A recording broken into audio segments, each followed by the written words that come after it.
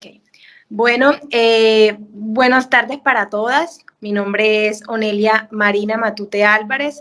Soy psicóloga de profesión, ya con 2 años y medio de experiencia, graduada de la Universidad Cooperativa de Colombia, sede Barranca Bermeja. Tengo 25 años y actualmente digamos que tengo experiencia en el campo educativo porque he elaborado en ese campo y digamos que una de las mayorías de mi experiencia ha sido en los colegios, en instituciones con adolescentes y con niños. Es como la población que he manejado. Buenas tardes, muchas gracias, psicóloga Onelia. Nos presentamos, mi nombre es María Alejandra Nara Aregel, estudiante de Psicología de la Universidad Iberoamericana.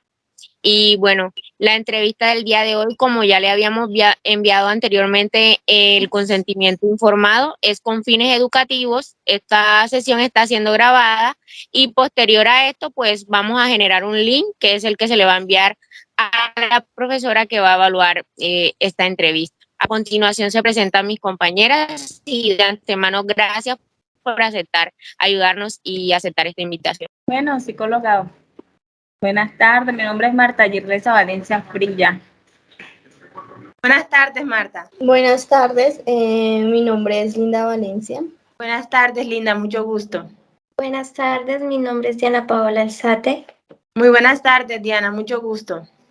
Bueno, psicóloga Onelia, entrando un poco en la materia, sabemos que la educación como tal por sí sola es estéril para la sociedad.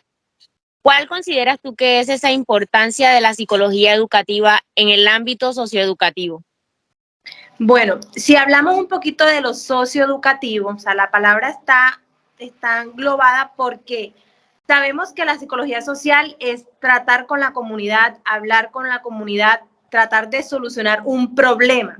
La educativa es algo similar, no igual, porque en la educativa nosotros pues tenemos unos reglamentos, tenemos una serie de leyes que debemos atacar, pero son dos campos similares. Por eso la pregunta va relacionada en cómo impacta lo social en lo educativo o cómo puede impactar lo educativo en lo social.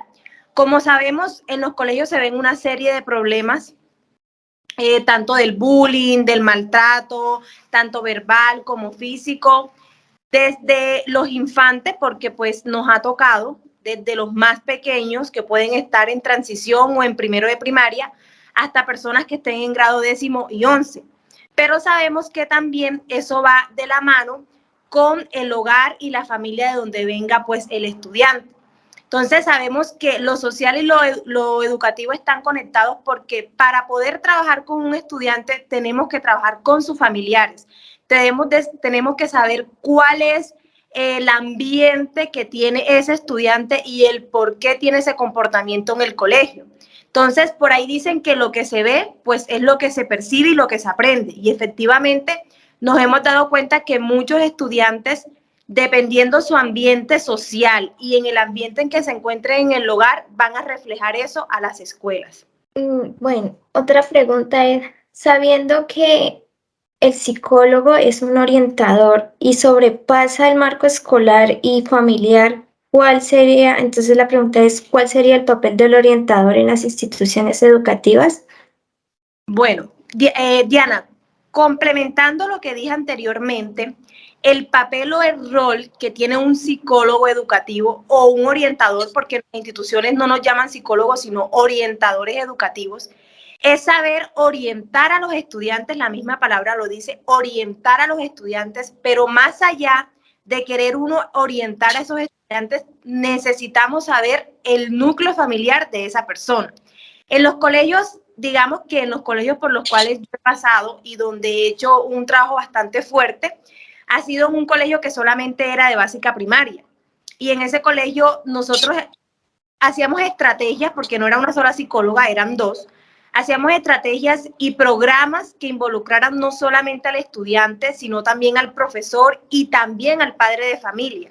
Es difícil porque los padres de familia no quieren ir ni a las reuniones de entrega de nota y van a querer ir a un taller psicoeducativo, pero también nos hacemos estrategias y en algunas ocasiones le dejamos compromisos a los estudiantes para que compartan con su familia lo que se realizó en el taller.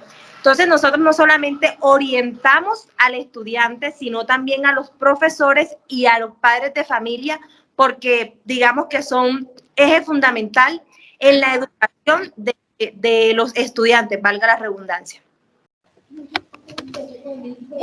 Bueno, a partir de las áreas tradicionales de trabajo del orientador psicólogo, orientación vocacional o sociolaboral, escuelas de padres, salud mental, ¿cuál otras áreas pueden intervenir el psicólogo como orientador en la institución educativa? Bueno, cuando me hablan de áreas, pues creo que hay muchas, pero me mencionaste de que cuáles pueden intervenir en la parte pues educativa.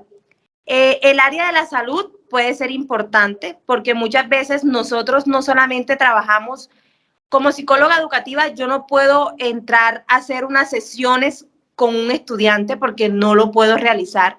Entonces ahí es donde yo entro a trabajar en conjunto con otros colegas, en este caso en las instituciones públicas, con las identidades públicas, puede ser un CAMO, un puesto de salud, un hospital, una IPS que tenga atención clínica y que el estudiante tenga convenio a través de su EPS con esa entidad.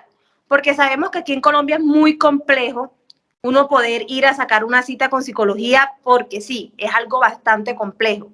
Pero en los colegios por los cuales yo he pasado, y es una de las cosas que siempre he tratado de luchar, nosotros tenemos un proyecto que va de la mano con que el colegio tiene ese convenio con esa entidad de la salud, en la cual tenemos que remitirles estudiantes que ya se estén pasando los límites o que logremos identificar que tiene algún problema al cual tiene que ser tratado y tiene que generar un proceso psicológico, porque yo llamo a la persona, o sea, yo llamo al estudiante, el estudiante está pasando por esto, yo no puedo pasarme los límites y decirle al estudiante, no, vamos a hacer unas sesiones contigo en las cuales tú tienes que venir cada 8 días, conmigo no lo puedo hacer. Porque primero, un colegio no es una entidad de salud donde yo pueda atender un caso clínico.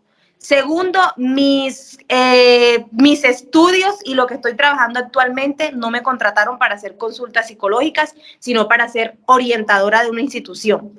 Y tercero, por ley, yo no puedo hacer eso. Entonces, lo que hacemos los colegios, o por lo menos lo que estoy haciendo en la institución donde yo estoy, es tratar de que los padres también generen conciencia y que si les damos la orientación, que ahí ese es mi papel y digamos que sí, mi papel fundamental, orientar al padre de familia para que sepa que su hijo necesita unas terapias o unas sesiones psicológicas para que pueda mejorar en su proceso. Bueno, otra pregunta sería, partiendo pues de la premisa que usted nos está explicando acerca de ese papel que cumple el psicólogo como orientador y además la orientación que da en la institución como agentes de cambio social y cultural. Entonces, ¿cuál sería entonces el papel de la familia y de esa comunidad en los procesos de orientación que usted da, digamos, en los procesos de orientación que se dan en las instituciones educativas? Ok, Marta, excelente pregunta. Creo que yo he venido respondiendo esa pregunta desde que empecé a hablar, porque les dije que la familia era un papel fundamental en la educación de cada joven, de cada niño. Nosotros, ¿cuál es el papel de la familia? Yo soy la orientadora, el papel de la familia es como un apoyo a la orientación, porque si yo trabajo solo con el niño, y el niño puede hacer maravillas y el niño puede haber cambios, pero si el niño llega a su familia, llega a su casa después de salir de su jornada escolar y vuelve a ver el mismo comportamiento en su casa, el niño va a seguir comportándose igual. Entonces, nosotros lo que hacemos siempre es, bueno, me traen un caso de tal niño, yo lo reviso, hablo con la maestra porque tengo que hablar con la maestra o con el profesor a cargo, me tiene que dar su versión, el niño me tiene que dar su versión y de ahí se hace un trabajo en conjunto con el padre de familia. Yo le tengo que dejar claro porque yo no puedo, digamos, que seguir un proceso de orientación con un estudiante antes de que el padre de familia me venga a firmar el consentimiento informado porque me estoy metiendo con un menor de edad y eso pues tiene cáncer y tiene unas límites de proceso jurídico. Entonces yo lo que hago es llamar al padre de familia, comentarle, mire, señor Pepito Pérez, su hijo tal, ha venido presentando estos acontecimientos en la institución, el profesor me refiere esto, el estudiante me refiere esto, necesito que por favor se acerque al colegio, me firme porque necesito hacer una serie de pruebas. Entonces, respondiendo a tu pregunta, Marta, ¿cuál es el papel fundamental de los padres de familia? Un apoyo hacia la orientación que brinda el psicólogo educativo. O sea, son un apoyo. Los servicios de orientación se dan a través de programas organizados. La pregunta es si existen otra manera de implementar esos servicios. Pues yo creo que pues si de que exista otra manera la debe haber, pero de que uno pueda trabajar fuera de un plantel educativo en la parte de psicóloga educativa, creo que no se puede hacer. Ya, o sea, digamos que el servicio se puede brindar dentro de la institución. La psicóloga como tal debe tener su oficina, su espacio y ahí brindarle pues la formación a los estudiantes.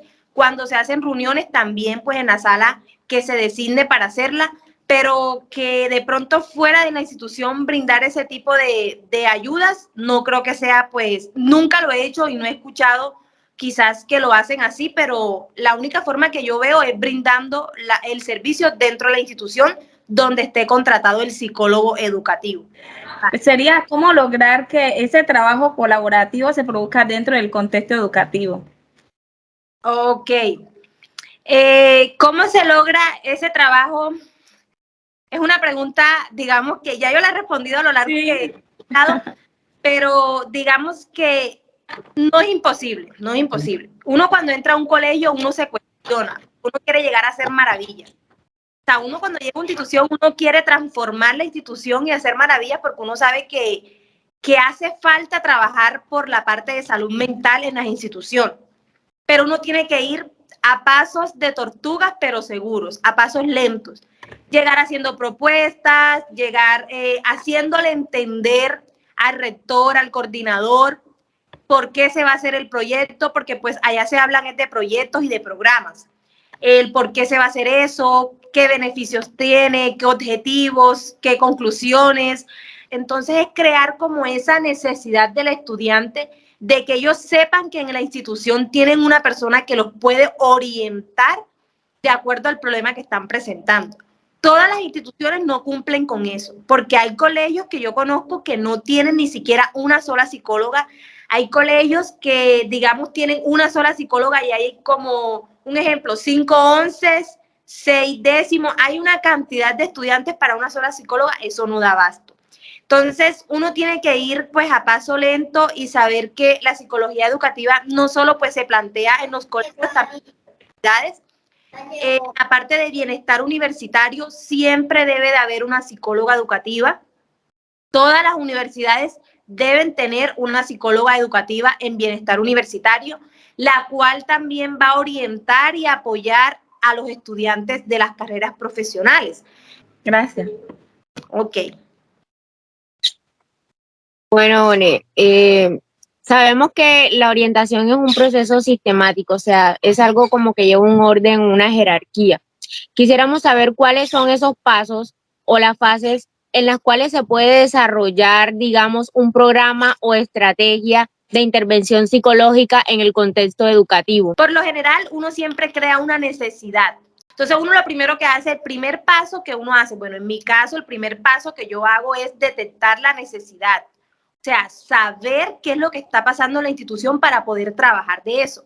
Porque yo no puedo llegar a un salón X, hablarles de un tema y resulta que allá no está pasando nada de eso. Ahí no estoy creando ninguna necesidad. Entonces, lo que yo hago primero es estudiar.